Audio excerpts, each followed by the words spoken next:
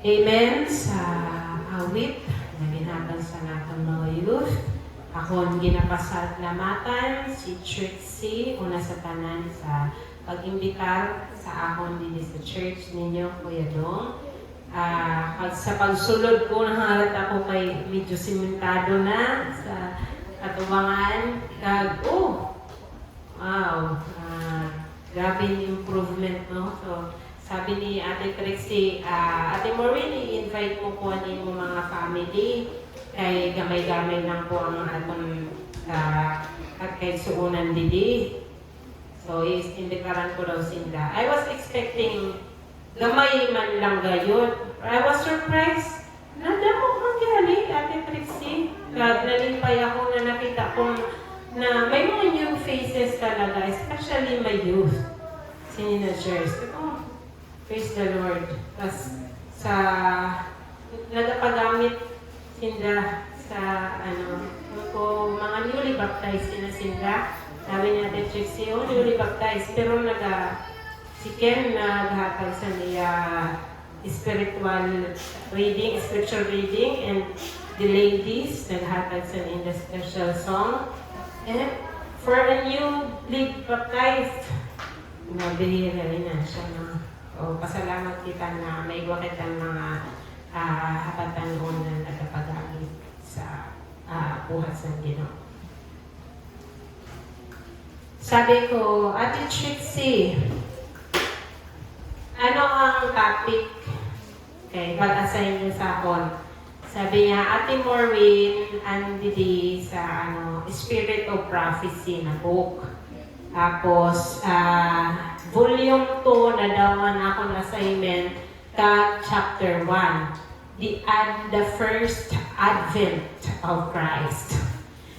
So, sabi ko, first advent of Christ. Sabi man ni Trixie, pero pwede na kung ugwa ako sa iba na message, pwede man kung naigwa akong gusto na iba na iwali.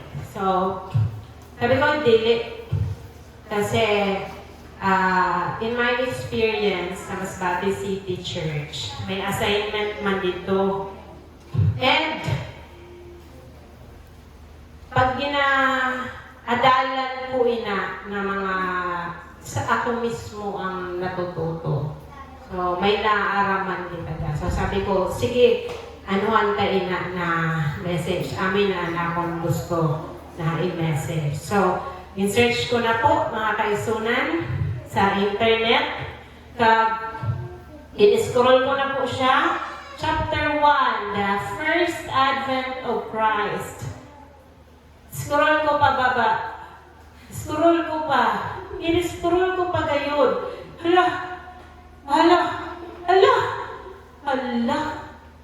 Mga kaigsuunan daw, pinaluyahan ako.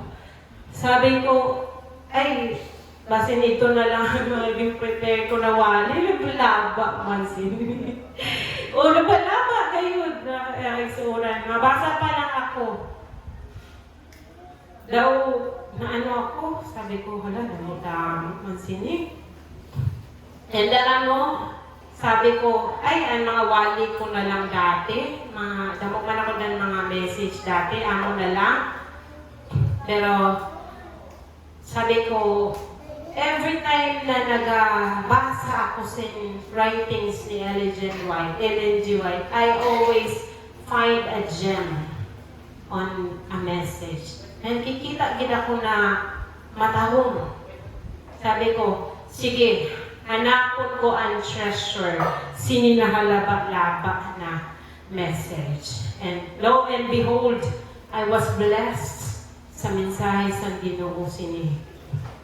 Mga kaisuunan, kung naghahanap kita sa treasure, grabe gid ang paghihirap ka, magbukad, magkaykay.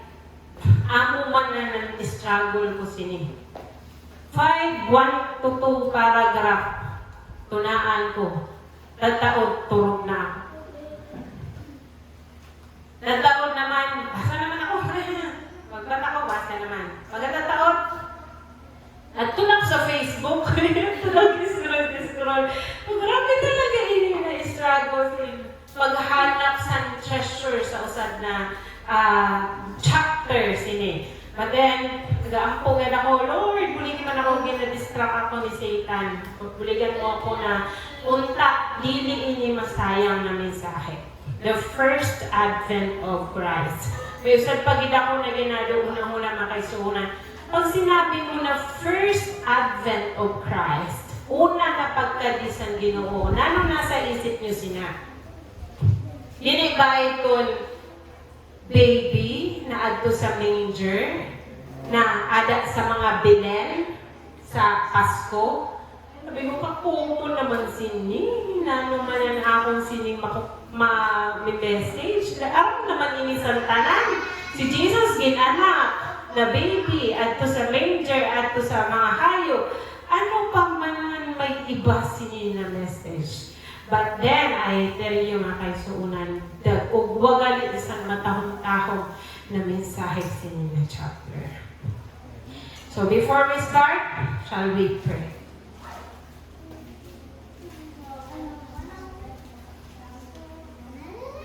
Great God in heaven, Lord, we praise and thank you for your greatness into our lives, O Lord.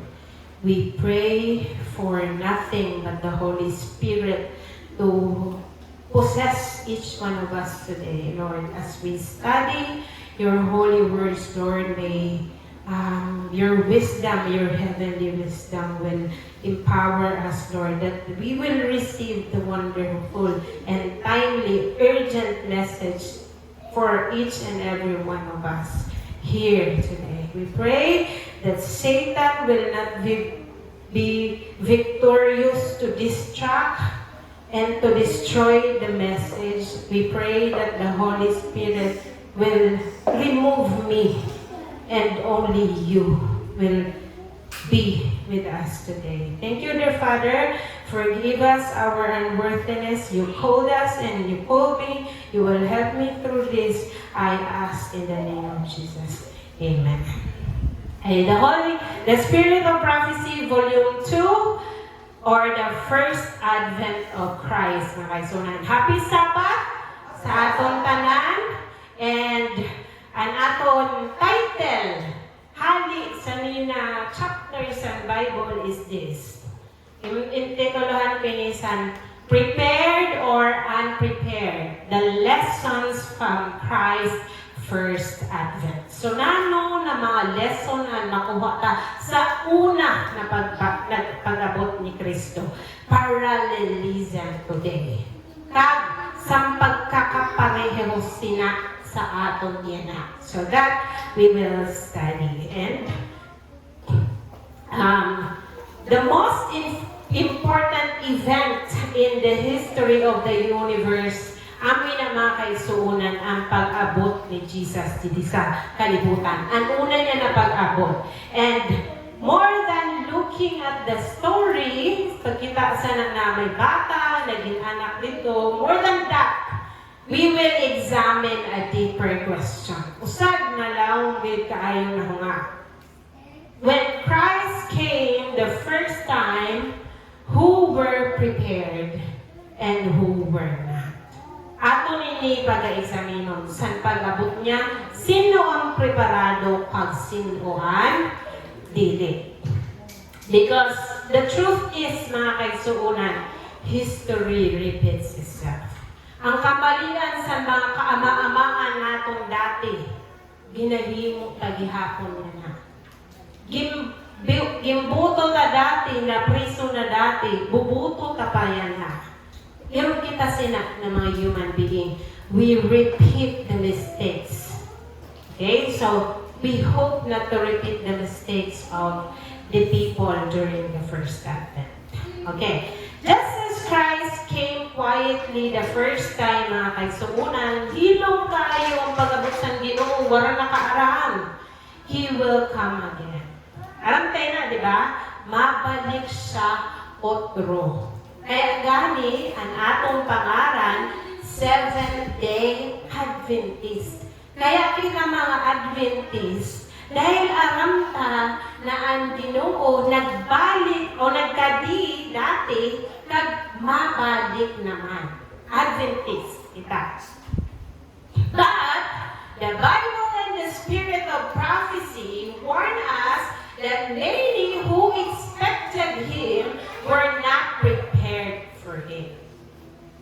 Damo ang nag-expectar sa iya, parehas ta. Sa iya pagbalik, kaso, hindi gali preparado para sa iya. They studied prophecy.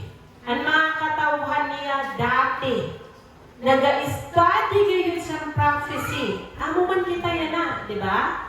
Kita lang ang relihiyon na may interpretation sa Daniel 7. Grabe ang prophecy natin. Ang pag-study natin sa prophecy. Parehas sa mga katawan sa Ginoo dati. They knew the scriptures. Aram-aram ninda ang Biblia. Amo man kita. Di ba? They practice religion. Grabe ka mga religyoso. Balaan kayo. And yet, they missed him. Wala, na-miss ninda si Jesus. Basahon ka ang spirit of prophecy. So, babasa ka sa itong laba-laba kung naging basa ha. Dili lang ako. Kamuman. Okay? In heaven, it was understood that the time had come for the advent of Christ to the world. The angels gave glory to witness his reception by those he came to bless and save. So dito sa langit mga kaisuunan, ang mga anghel nagprepare sa pagpakadi ni Jesus. So impinaan nila ang glory of heaven to come and see kung sino ang mabibless. They had witnessed his glory in heaven and they anticipate that he will be received with honor in accordance with his character. Ang expectations ng angels, i-receive siya hindi sa earth na bonggang-bongga. But, in the dignity of his mission. Kaso, as angels approach the earth, they first come to the people of God. Sino nung naging kanto sa mga angels? Ang mga katawan sa Ginoo who were separated, who were peculiar people. Kita ito, di ba? Or ang mga Hudyo ang ginapasabot sila. But, from the nations of the world, or the peculiar treasure. Kaso lang, they see no special interest among the Jews. Sabi ni Ellen G. White mga kaisuunan, sa mga Hudyo, sa katawan sa Ginoo, sa orihinal na katawan sa Ginoo, tuna pa sa tuna, warang interesado. Ini na mga Jews mga kaisuunan, amin ni an original nato na family. Mga masinundunon sa Ten Commandments. Istrikto kaayo, tuman ngayon sa adlaw ipapakulay. Mga sabadista talaga inan mga Hudyo. Damot, kunano ang aton practices among inan mga Hudyo. Okay? But no eager waiting and watching that they may be the first to receive the Redeemer. Katawan mismo sa Ginoo mga kaisuunan, warak sa pagbantay and acknowledge His advent. Warak. We see a powerful contrast here. Ang mga opposite, makikita natin. Heaven was prepared. Preparado ang langit. Prophecy was fulfilled. Angels were ready. The universe was watching. Kita mo sa itong mga kaisuunan, pawa-pawa ang langit. Pawa-pawa ang stars. Naghahatag sa sinyalis, sa sign that the Redeemer is coming. Preparado ang mga angeles. But, the people were not prepared. Will we repeat the same mistake, mga kaisuunan? Himuon ta ba ang kamalian sa mga Hudyo sa una? Okay, let us read Spirit of Prophecy. Ay, thank you, Kuya. Lasa.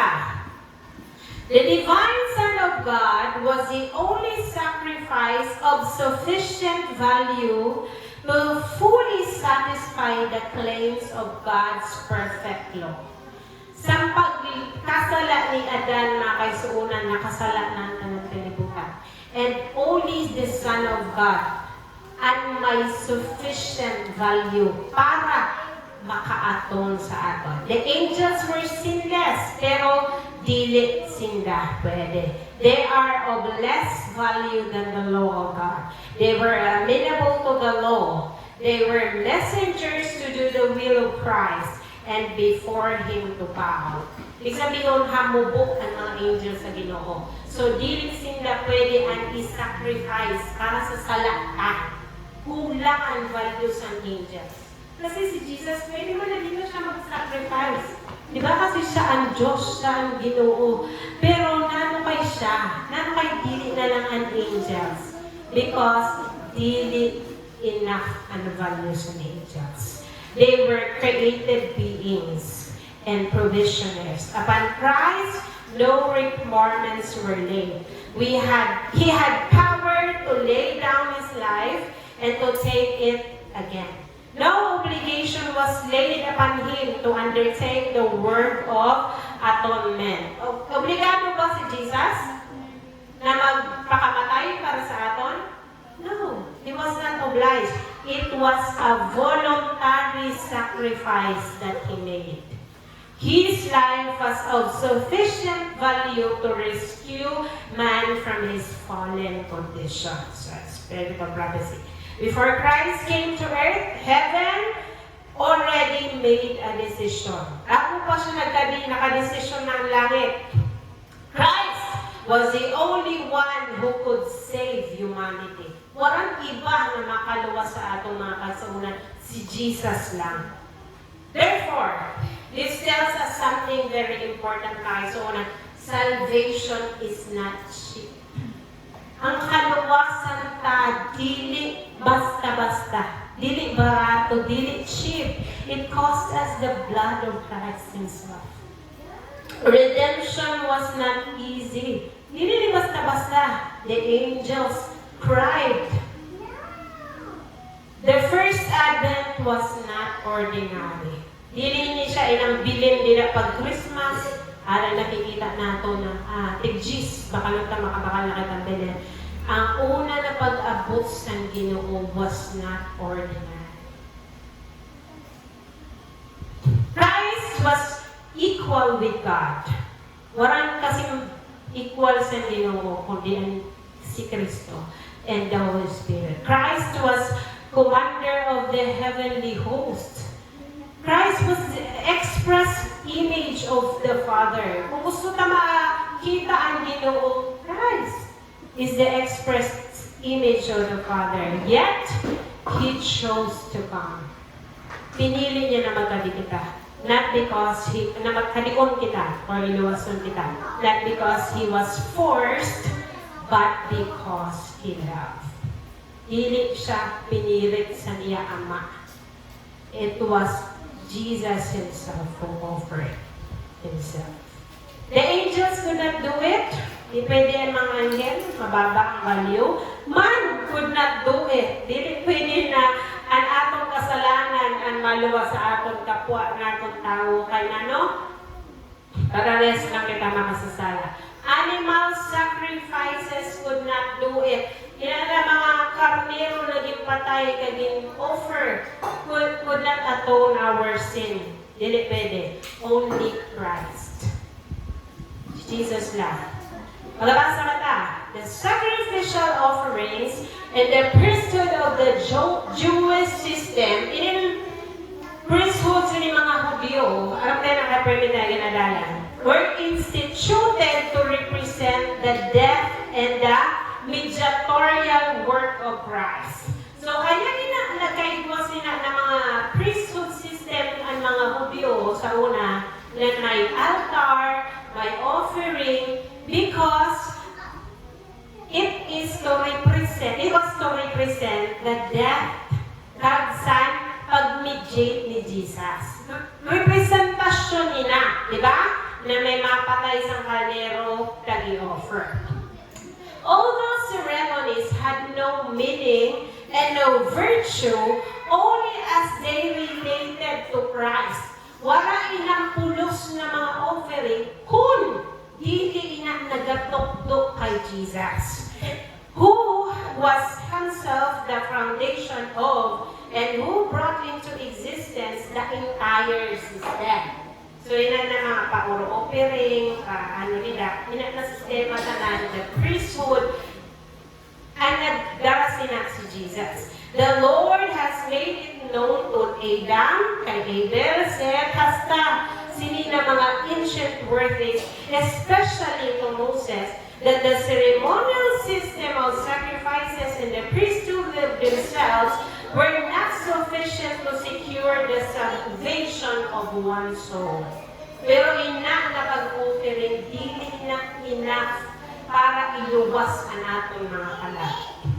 The sacrificial offerings and the priesthood of the Jewish system were instituted to represent the death and mediatory work of Christ.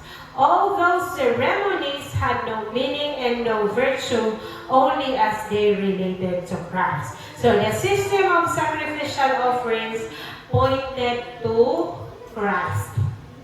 Ginahimo ina sa mga Hudyo kay nagapoint ina sa masakripisyo na si Jesus. Pero how come that the spirit of prophecy tells us that the sacrificial system from Adam to Moses pointed forward to God, to Christ, kada usad naging sakripisyo na karnero, every altar built, every priest ministering, all pointed to the coming of Messiah. Di ba? Pero lalo, kay kinhimo ninday na, but they understood the symbol, but they missed the reality. Pag-abot sa Ginoo, dili ninda aram na may usad na baby, dahil lang sa propesiya, dinadalan ninday na. But, ang trahedya makaysuunan, they performed the ceremony, but did not recognize Christ. They kept the system but rejected the Savior. Ang mga Hudyo, wala nakilala ang Kristo. Brothers and sisters, this is a warning for us today. It is possible too. Warning sa aton dahil posible na masking kita araman propesiya. Di ba mga Adventist, tibay nila sa prophecy, Daniel and the Revelation. Understand the doctrine at Seventh-day Adventist amo ang may pinaka-accurate na doktrina sa tanan na relihiyon. Bagan mga Hudyo. And also, it is possible na nag-attend sa church. Nag-attend ba? Nag-attend kita. And we practice religion, but is still not prepared for Christ. Posible na adi kita sa simbahan, pero ang matuod, dili kita preparado.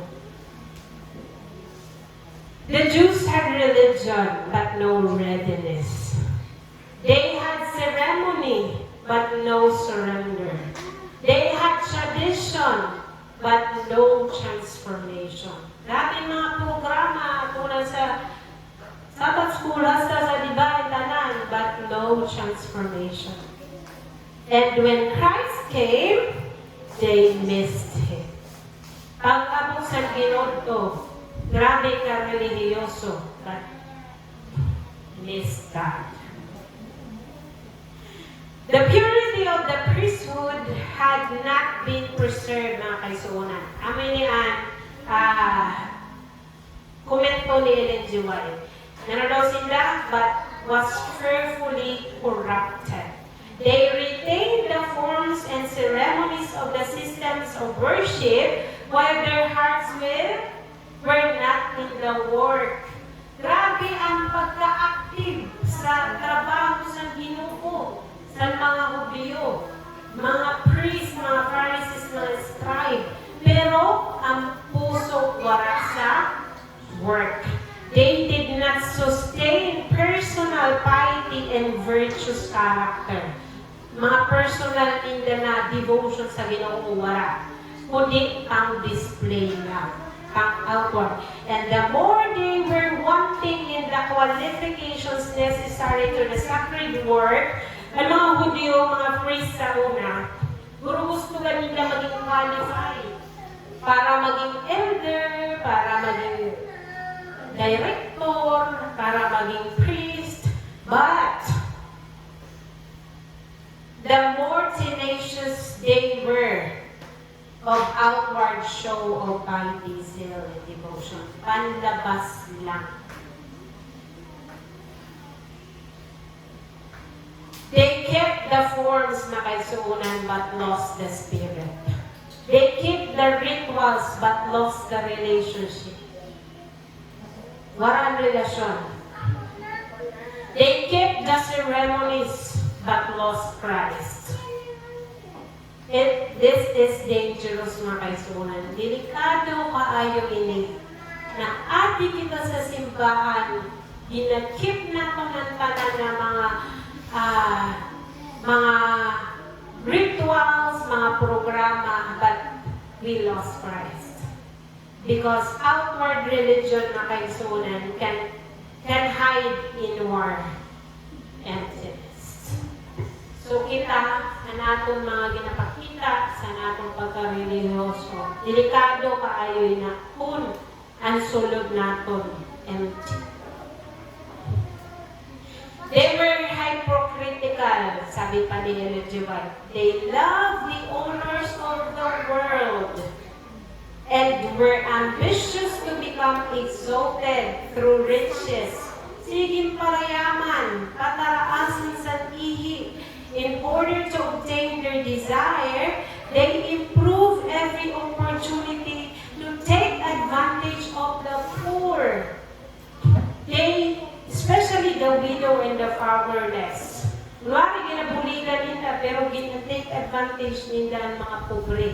They exacted every sum of money of those who were conscientious sa mga may konsensya. Ginapangwartaan nila na on various pretenses. Nag-pretend for the Lord's treasury kuno, para daw sa kautasan Ginoo, and use the means thus dishonestly obtained for their own advantage. Ginagamit ang mga kalab sa simbahan nila sa una para sa nila mga sagip. Familiar ba yan? They were themselves rigorous to outwardly keep the law. Matinumanon sa 10 commandments, pero panlabas lang. They appear to show great respect for traditions and customs in order to obtain money from the people to gratify their corrupt ambition. It's happening in the church. Lahat. Tradition, customs, needless ceremonies were repeated to the people. Balik, which God had not given them through Moses. Wala man na ginatag sa Ginoo, pero hindi na mga Pariseo, mga Hudyo, this ceremonies originated from source of man. Tao lang, the chief priests, scribes, elders, forced this upon the people as the commandment of God. Ipasunod nila mga tao, pero sila galisan ang nag-invento. Their hearts were hard and unfeeling. They showed no mercy to the poor and unfortunate. Mamayaman lang ang ginatagad. Yet, at the same time, while praying in the marketplaces and giving alms to be seen of men, and thus putting on the outward semblance of goodness. Panlabas lang na maayo. They were devouring widows' houses, taxes. They were apparently exact in outward forms. When observed of man, kung may nagamasid, mga mabuot, they were wished to give impressions for their importance. They wished the people to have exalted ideas of their zeal and devotion to religious duty. while they were daily robbing God by appropriating the offerings of the people to themselves. Ginakawatan ang Ginoo. Pinaagi sa paggamit sa mga halad sa mga Hudyo para sa indat mga sarili. They prayed in public, mga kaisunan. They displayed devotion. They emphasized tradition, but inside, pride, ambition, and love of power had taken place. Hindi totoo. Ang totoo adi sa puso ang pride, ang ambisyon, kag love of power, kag control. This is shocking, mga kaisunan, kay Nano. They were the very people who were supposed to welcome the Messiah. Sindan mga Hudyo, sindan mga katauhan sa Ginoo, sindan dapat ang nagsugat sa primero na pag-abot ni Jesus sa earth. But they were least prepared to receive Him. Instead of humility, there was pride. Grabe kayo ang pride sa mga Hudyo, mga kaisunan. Instead of repentance, there was self-righteousness. Sindalangan makaro, ito si brother makasasala. Instead of longing, there was indifference. Mga kaisunan, the Jewish nation had corrupted their religion by useless ceremonies and customs. They were also under bondage of the Romans and required to pay tribute to them. Okay. Sa gibasa ko ini mga kaisunan ang message ni Ellen G. White, naaraman ko na kung ano, kay ang mga Hudyo, imposible na dili nila aram na maabot si Jesus na silent. Okay? Aram niyo ko na, no?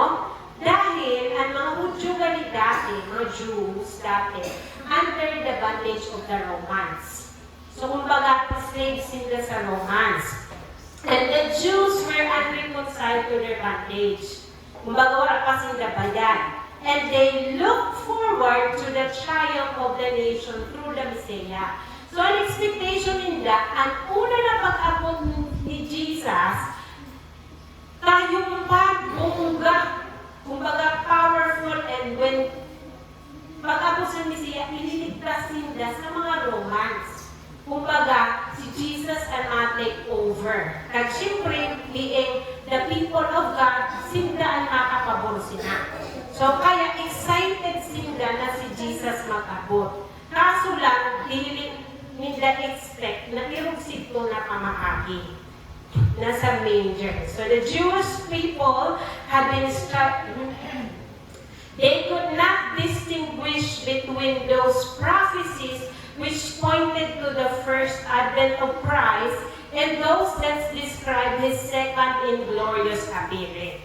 So mga kaisunan, hindi ko naaraman sa inyong spirit of prophecy na ang mga Hudyo gali, dili nila na-distinguish na ang first coming ni Jesus sa manger. Ang gina-expect nila ang prophecy sa second coming na grabe ka, tawag nito, the glorious. Amin ang expectations nila. And that is the sin of the Hudyo. Kasi, nagabasa sila sa propesya, pero ano kay dili nila aram. It was prophesied that the first advent of Christ will come in humility. Pero ang expectations nila, glorious. Kaya, na-miss nila ang first advent. They had made a proud boast to those whom they were subjected, which will be more exalted. So, mga kaisunan, they expected a Messiah. Oo, nag-expect man sila na maabot si Messiah, but not this Messiah.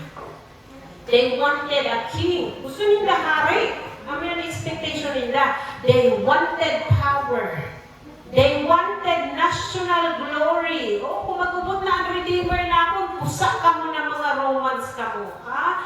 Inaapi-api nyo kami ng mga Hudyo. Pag umabot ang among Diyos, wala na kamo. So, they wanted that. They wanted political freedom. but Christ came in humility. Here, they wanted a throne. Christ came up to a manger. An expectation in the trono ang para kay Jesus. Naso adto sa kasabutan. They wanted a conqueror. Una nila may espada, may mga angel, may mga karwahe, pero they wanted power, but Christ came as a servant. They wanted glory, but Christ came in simplicity. And because He did not match their expectations, they rejected Him. Maragan nagtuod ang mga Hudyo kay Jesus na kay Zona. Brothers and sisters, this is a serious warning. It is possible to believe in the second coming. Naniniwala ba kayo? Naniniwala ba kayo na maabot si Jesus, second coming? Naniniwala ba? Siyempre, Adventist nga ni kita, but is still not prepared. It is possible to preach prophecy. Di ba nag-preach kita prophecy? But miss Christ. Pag-ada na ay, wala na nato nakilala. It is possible to wait for Jesus. Nagawalak na kita kay Jesus? Well, sure? It is possible. We are waiting, yes, but reject Him when He works differently than expected. The Jews were studying the prophecy mga kaisunan, but they misunderstood them. Now, here is the parallel for today mga kaisunan. Aminin ang pagkakapareho naton yan sa dati. Many Christians today are also expecting prosperity, success, visible power, worldly influence. But the spirit of prophecy warns that Christ's work often begins quietly, in humility, in heart revival, in repentance. Just as before the first Advent, the greatest danger today is spiritual pride. Amin yung pinaka-delikado. Yan, pride natin, spiritual pride, amin yung delikado para sa atong mga kaisuunan. Parehasan mga dati. Pwede kita nag-isip na, I know the truth, parang maabot man ang Ginoo, parang kumalabawal ang baboy, parang kumanaan tama ang Seventh-day Adventist. I understand the prophecy. I am part of the remnant church. But my heart is not surrendered. Spiritual pride. Pag may magbalik, aram-aram ko na yun. Mula pa sa bata, balik-balik na yung mga wali nila. Aram ko na mas matibay pa ako sa pastor. Spiritual pride. The Jews were God's chosen people, mga kasunan. They had the truth, they had the prophecy, they had the sanctuary, but they were unprepared. But the Seventh-day Adventists were God's chosen people. Tama? They had the truth. They had the prophecy. They had the sanctuary. But they were unprepared. This message is not about them, mga kaisuunan. It's not just about the Hudyo. This message is about us. Because history repeats itself. Ang sala dati, inautro ta naman. Hindi natin namamalayan. When the time was fulfilled, Christ came, mga kaisunan. But He did not come the way they expected. Ellen G. White describes it as, when the time was fulfilled, Christ was born in a stable, in a manger. His divine glory and majesty were veiled by humanity.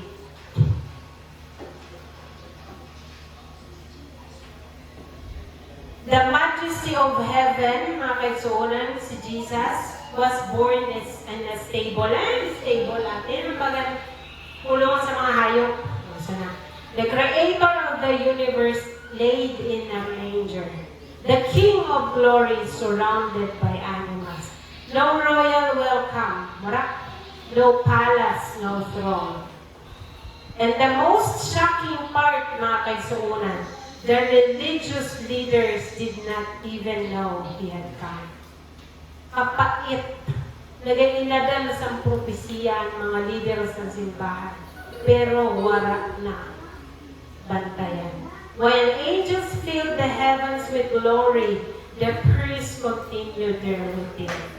Sabi na sa propesiya na ang langit mahayag, may star na dako-dako. Pero ang mga Hudyo, ang mga Pariseo, wala nindan na bantayan na ito sign na may baby na nag-abot para ilikas ang kanto. While heaven rejoiced, earth was indifferent. Ellen G. White says, the proud Pharisees and scribes knew nothing of the babe of Bethlehem. Walang aram. Pagkakain mo yun? Imagine that. This is the contrast na kaisuunan. Amin kabaliktaran na nangyari. The proud missed him, but the humble received him. Mga kaisuunan, saan nagpakita ang angels? Ang mga angels, ang mga shepherds, mga kaisuunan, kaya sila nakaaram, naging anak si Jesus sa Bethlehem dahil nagpakita sa inda ang angel. So, nagkatusinda ka nag-worship sa bata. Pero ini na mga nagiling man sabi na tayo, ini na mga wise man, na mga tagalabas, mga outsiders, naaraman ninda dahil nagabasa sila sa propesiya. Now, pagkat ninda, hanap na ninda, ginsubay ninda ito na star, nahayag. Pagkat ninda sa Jerusalem, nagtulong ang langit. So ito na star, uhay na ito. Dili ka na makita. So dili ka na aram kung di ka makikita ang baby Jesus. So, anin nagiging mo mga kaisuunan, nagkadto sila sa mga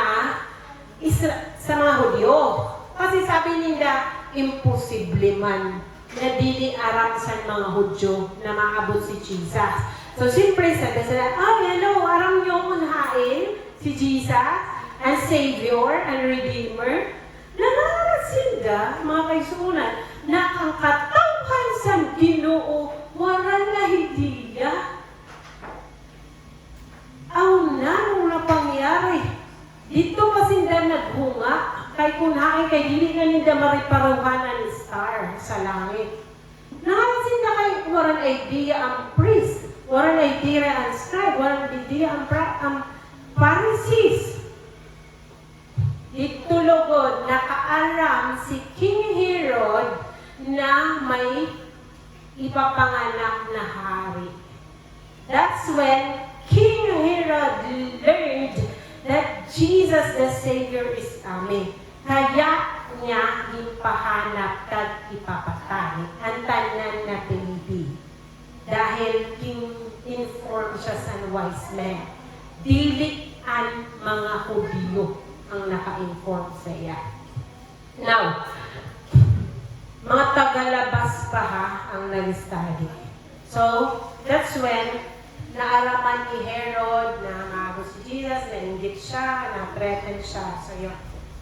Now, there are 4 responses to Christ's first advent, mga kaisunan. Una, the indifferent. So, sino mga indifferent? Si priests kagang mga leaders. They knew prophecy they knew the prophecy, but they were not interested.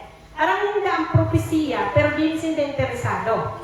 They were busy with religion, busy with tradition, busy with ceremonies, but not ready for Christ.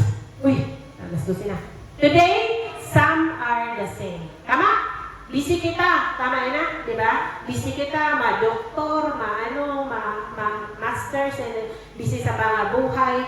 We're not interested. Busy with church programs, busy with duties, busy with position, but no personal preparation. So, number 1. Number 2, proud, the Pharisees. They believed they were spiritually superior. Kami mga Adventist, aram-aram na naman nila. They trusted their knowledge, they trusted their righteousness, they trusted their position, and pride blinded them. Sabi nga ni Kuya Dong kanina, ang pride amo ang opposite sa Ginoo. Pinakaurit niya gayon ina ang pride. Because pride is opposite of God. Kaya guys, sabi ko sa wali ko dito sa Mandaon, pag anusad na leader sa sibahan nagwali, kag-aram ko na habo niya magpatawad, habo niya magpasaylo, ada ang garbo, waran integridad ang wali. There's no integrity. Today, pride still blinds.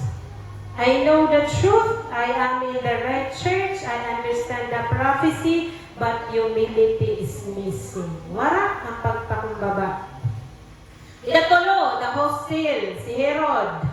Herod did not ignore Christ. He opposed him. Actually, dili siya parehasan ng Hudyo. Aram niya na ada si Jesus, wala niya gin-ignore. Kaso lang, baliktad siya. Gimpapatay niya. He feared losing power, he feared losing religion, he feared losing control. So he tried to destroy Christ. Makaisunan, ug huwag ihapon sina pag-abot sa second coming. Christ calls for surrender, Christ calls for sacrifice, Christ calls for change, and some will resist. Habo ngayon. Mas ginapawali mo na. Habo yung magbaton. Ikaw pa, naklase sang tao sa pag-abot sa Ginoo, the prepared, the shepherds and the wise men. They were humble, they were watching, they responded to light, they believed, they worshiped, they followed, they were prepared. Preparado sila. Mga kaisunan, ang paralilisan natin sinayana. Some will be the same thing will happen before the second coming, mga kaisuunan. Parehas gapo na mangyayari sa panluwan na pagbalik sa Ginoo. Some will be indifferent, some will be proud, some will resist, some will be prepared. Ang tanong, the tragedy is this. Most of those who miss Christ the first time were religious. May ang tragedy. Ang nakamiss kay Jesus sa tununa niya na pag-abot, mga religyoso. They were not atheists, they were not unbelievers, they were church leaders. This is why the message is serious, mga kaisuunan. Because the greatest danger today is not unbelief. It is false readiness. Kami nang delikado sa aton. Thinking we are prepared, but we are not. Thinking we are watching, but we are distracted. Thinking we are ready, when our hearts are far from God. Mga kaisuunan, sa nagkiraan, Iran kag Amerika, grabe lipay ko. Sabi ko, Papa, amo na ini. Fulfilled na ang paripisi. Maabot na gayon ang Ginoo. Adi na, nagira na. Amo ganin yung ginasabi ni Ellen G. White. Tapos, mga pera ka-adlaw, sabi ko, mawali gayon ako about sa kami. Mga pera ka-adlaw, nag-open naman ang okay na. Nagbarato naman na, sabi ko, ay, wala man nagbang sabi man niya, sabi sa ako sa nasawa ko, kung mag-abot ng Ginoo, prepared ka man. Nagasakay ko, sabi ko, ay, oo, no, medyo napaisip ako sa ito. Sabi ko, bago pa malang ako may ginsiyakan, bago ko pa malang ito siniyakan na nagbigla lang nag-U-turn. Sabi ko, uy! Pagkapansikan! Stupid! Saan? Sabi ko, wala ito. Bago pa wala ako nagpangsabi nito, bago pa malang ako nagpang-away sa katrabaho ko. Bago ko pa malang pang-araway ang ka-opisina ko. Tapos excited ako mag-abot si Jesus. Kung mag-abot, sabay kaya ako. So, naano ako sa sinabi niya sa ako. Brothers and sisters, mga kaisunan, Christ came the first time quietly. Most people missed Him. He will come the second time in glory. But preparation still happens, mga kaigsuonan, quietly. Sa diin kita mapreparar sa aton mga kasing-kasing. The question is not, do you believe in His coming? Dili na ni amon nga. Kaya alam kita, nagatuod kita tanan na makami siya. Ano nga, are you prepared? Prepared in character, prepared in heart, prepared in surrender. Ang mga batasan taba, preparado na ba? The Holy Spirit, amoy na an oil sa 10 virgins, sa wise 10 virgins. Ang pagkakaiba sa wise virgins and foolish virgins, and usad may Holy Spirit. And the Holy Spirit, and fruits of the Holy Spirit, mga kaigsuonan, mag-usab sa aton character. So are we prepared in character? The priests were not prepared, the Pharisees were not prepared, Herod was not prepared, but the shepherds were. The wise men were. They followed the light. Today, Christ is calling us same way, mga kaigsuonan. Before Christ comes in the clouds, He must come into our hearts. Bago siya mag-abot sa langit, sa clouds, kailangan ati-anay sa kasing-kasing ka. Ano nga? Ada ba siya? Ada ba siya? Sa heart nato. Today, He is asking, are you prepared or unprepared? Let us not repeat the same mistakes of the Jews. Let us be ready, mga kaigsuonan. Dili ka na timungon ang dati na pagkasala sa Nocho. Happy Sabbath. Amen.